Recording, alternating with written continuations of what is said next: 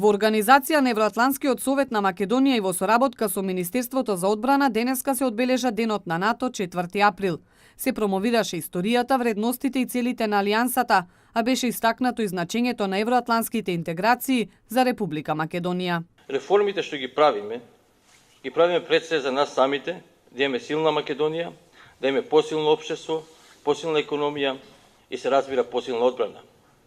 Паралелно овие реформи ги правиме и да станеме дел од евроатлантското семејство. Тоа се два испреплетени процеси кои се дополнуваат и се комплементарни едни на другиот.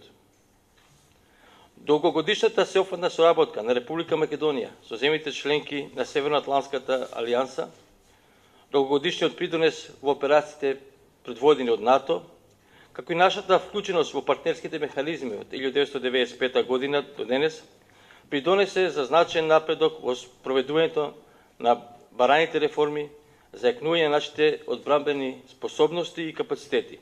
Граѓаните сметаат дека земјава треба да стане членка на НАТО, оти така ќе се чувствуваат посигурни и побезбедни, но велат не по цена на промена на името. Треба обавезно.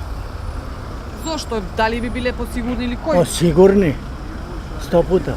100% ќе биде подобро. Зошто? Зошто така се напредували другите држави и ние треба како нив да станеме. Тоа. Се околностите околу нас захтеваат. Ние сме во НАТО. Сите околу нас се НАТО. Значи ние сме више фактички само уште да се официализира тоа. Дали треба по цена на промена на името да бидеме дел од НАТО? Не, тоа е сасвим друга работа. Треба да стане членка на НАТО, треба. Што ќе значи тоа за самата држава? Држава напредак има. Просперитет има. Богатство има све. Па сигурно, да биде слободно, да биде све мирно, че има безбедност, мора да има. Како е тоа, мора да бидеме единствени името, името нека седи, да биде сложно народот.